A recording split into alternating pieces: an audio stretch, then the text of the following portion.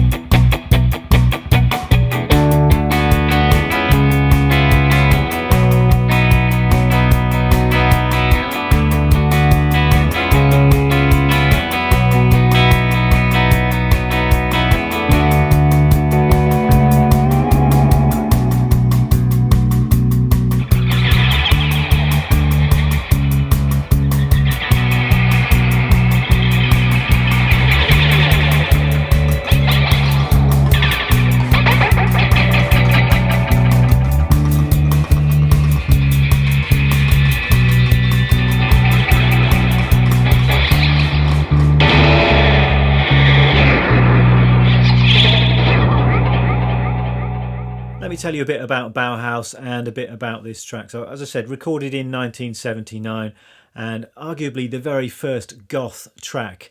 And I kind of agree that the goth label can be slightly unhelpful, and it does tend to obscure the fact that Bauhaus are a very important, influential and experimental band. I read that this track was recorded in a single 10-minute take, and it's an amazing performance and a great production as well. You can hear all kinds of interesting things going on. You can certainly hear the influence of dub reggae in all of those crazy delays you can hear on the drums and on the guitars. And also I think in the drums you can hear the influence of people like Can. It's got that kind of German 70s kind of vibe with the relentlessness of those drums. Guitar on the track was played by the great Daniel Ash, and that's certainly a name that I think should be much better known than it is. I mean, you do occasionally hear it mentioned, and I know that Dave Navarro of Jane's Addiction has cited him as an influence. Also John Frusciante of the Red Hot Chili Peppers. Actually reminded me of this book, Feeding Back. This is my book club recommendation of this week.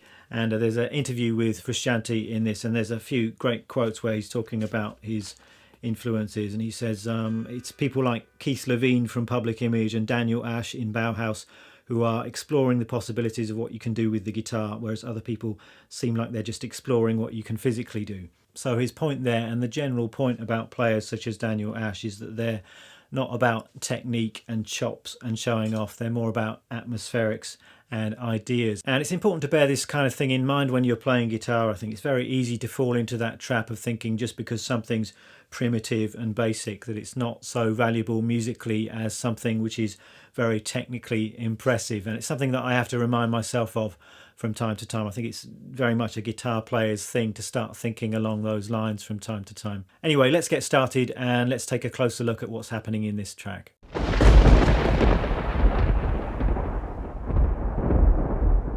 Let's deal with the straightforward stuff to start with. And in terms of chords and riffs, it's all pretty simple. We've got a main chord progression, which is just a descending series of 3 chords. And you can think about bar chords here. So a D bar chord up at the 10th fret, and then we're moving down 1 fret to a D flat, and then moving down 2 more frets to a B. It's this kind of idea, a little bit like the Stooges' I Want to Be Your Dog, actually, this, you know, it's that kind of sound. I'm sure Bauhaus were Stooges fans. And what in fact you're doing, instead of playing full bar chords, you're actually playing partial bar chords, and you're just lifting up your first finger to allow the top 2 strings to ring as open strings, and that just gives you these nice atmospheric sounding chords. So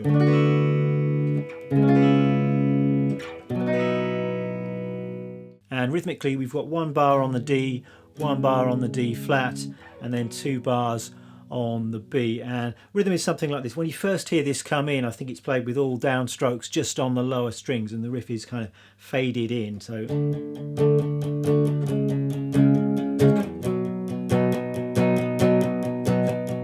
and then he starts bringing in some of those open top strings. So we have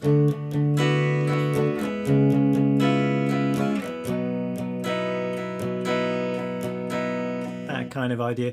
As far as the strumming pattern goes, you've got a couple of options. I think the most straightforward would just be to go like this, and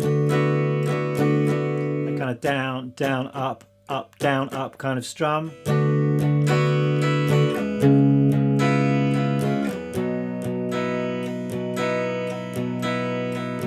But what I think I'm hearing mostly on the recording is something that's a bit more like this. So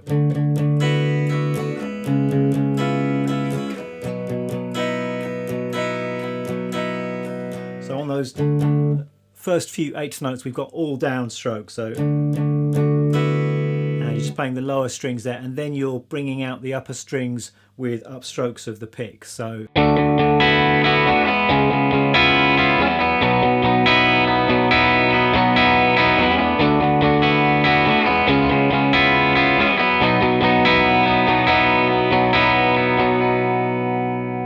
and the other riff you can hear is in the chorus of the song, and this is just some regular bar chords. We've got an A, moving up 1 fret to A sharp, and then moving up 1 fret to B. So we've got, and then we've got some of these scratches. So we've got a bar of A, a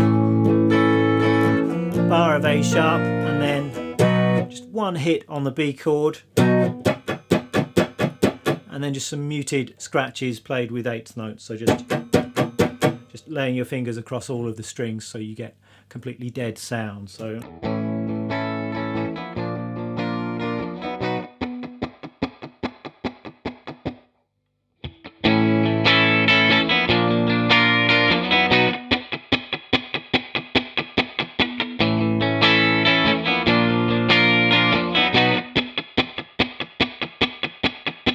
there is in fact one other lick which is worth pointing out, and you can hear this happening just before the main riff comes in, and it goes like this,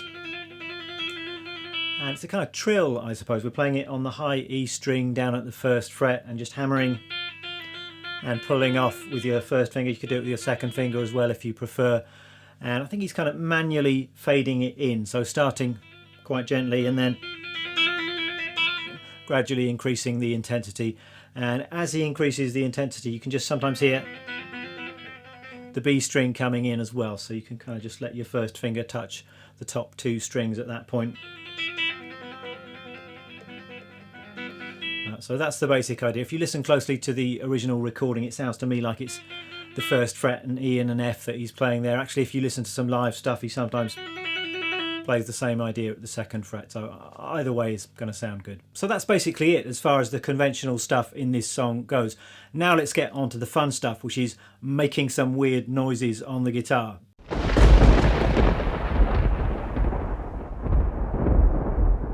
So there's actually a long tradition of this kind of thing, using the guitar in a more abstract kind of way, making unusual noises, playing the guitar with some unusual implements. And you've got people doing kind of prepared guitar and that kind of thing in the avant-garde world. And then you've got indie bands kind of doing stuff like playing guitar with drumsticks that you see people like Thurston Moore doing.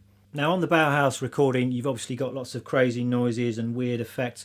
Not sure exactly how that was achieved, whether it was all done live with effects pedals, whether it was done after the fact in the mix using outboard gear in kind of a dub style. But I'm going to talk about how you might achieve some similar kind of sounds with a guitar in the moment using some effects pedals. So let's talk about the actual noises you can hear first. And the first thing you notice are these kind of little pick scrape type noises. So the concept of the pick scrape is simple enough. You're just going to use the side of the pick and scrape down the strings like that. It works best on the wound strings, so you've got that kind of texture to rub against. And you can do it in that kind of rock kind of way where you're just sliding all the way down the strings. But if you experiment, you can actually find quite a wide range of different sounds and textures. So it's worth just experimenting with that to start with. And it can go from really subtle kind of sounds, just very small scrapes, through to longer ones. You can experiment with the speed of your pick scrapes, so it could be very slow, or you could do faster scrapes. You've got quite a wide range of different noises there. Then you've got bleepy noises, and you can achieve these in various different ways. You can just use the pick again just to tap against the strings at various different points until you find some noises that you like. If you're on a Jazz Master, you can experiment with playing stuff behind the bridge. That's always quite fun to mess about with those kind of sounds. And to expand your options, you can try playing with some weird and wonderful implements. And I think the best place to go for inspiration here is either the kitchen or the tool shed. So I've just grabbed a few things here. You could start with something like a screwdriver. Can be really great. You've got that kind of metal on metal sound, so it can act almost like a slide and get those kind of slidey noises. You can also use it just to tap along the length of the string and get those kind of nice bleepy noises as well. Drumsticks are always cool, and again you can just mess about and see what comes out. You can be subtle or you can be violent. You can do whatever you want with it. Maybe a drum brush could be interesting.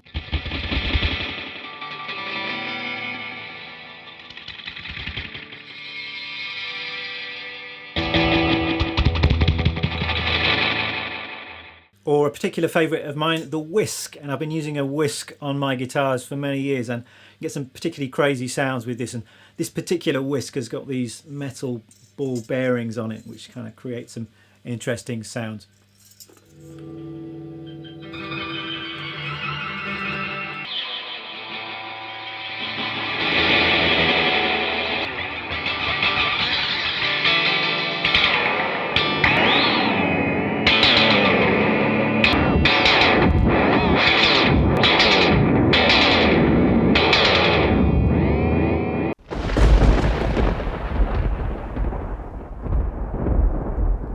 Let me talk about how you might set up your delay pedal to get these kind of sounds then.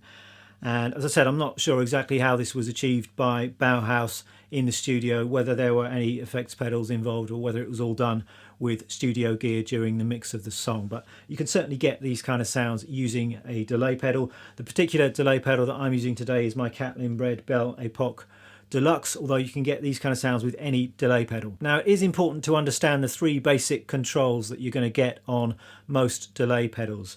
And the first of these is the echo volume, as it's called on the Bela Deluxe. It's sometimes called the mix control, I think, on Boss delay pedals. And this is just the volume of the echoes in relation to your straight guitar signals. So with this particular style of playing, I think you want the echo volume set fairly high. I've got it set about 1 or 2 o'clock on the Bela Deluxe. And then the next control we've got is echo sustain, and on Boss pedals I think that's called feedback, and this is just the number of repeats that you get. So it can go from a single repeat through to lots and lots of repeats, and if you set it really high, then the delays will start self-oscillating and run out of control, and that can be quite a cool effect in its own right. But I think for this particular song I want to set that so that there's a lot of repeats but it's never quite running out of control. And then the third control we have here is called echo delay, and this is just the delay time. So that can go from, I don't know what it is in milliseconds, but a pretty quick kind of machine gun delay through to quite a long spacey delay. And it's this control that I'm playing with the most during the performance of this tune, and by using that as you're playing, then you can change the sound of those delay repeats, and you can get them speeding up and slowing down, and you can get all kinds of crazy effects. So I've just engaged the delay pedal. Let me give you some sound examples here. So this is my starting point.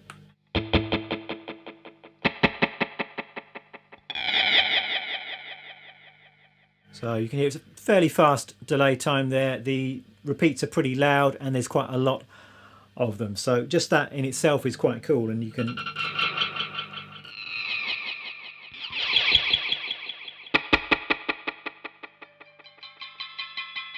now the fun really begins when you start messing around with that delay time control as you're actually playing. So you can get these kind of sounds. Now if I turn that control so that the delay time gets slower, then it sounds like this.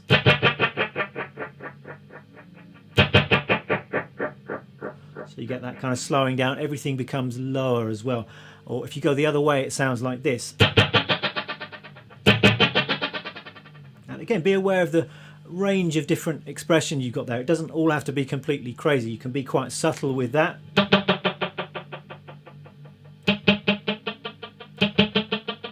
Or you can, of course, go absolutely crazy.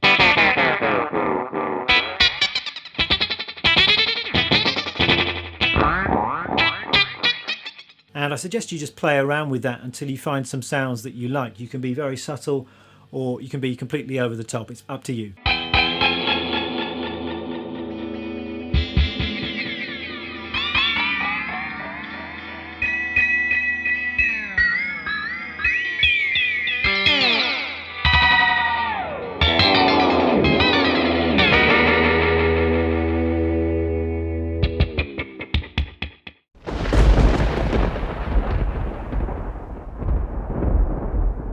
That's all for this video. Hope you've enjoyed it. As usual, tab backing track up on my Patreon page. Would you like to see me do some more Bauhaus stuff? If so, do let me know. And it's not actually Halloween until next Saturday, so in theory I could do another spooky Halloween themed track next week. Is that something you'd like to see? It doesn't have to be goth rock, it could be anything that's loosely associated with Halloween, so let me know if you've got any ideas and I might do that next week. But thanks for watching today. I shall see you next time.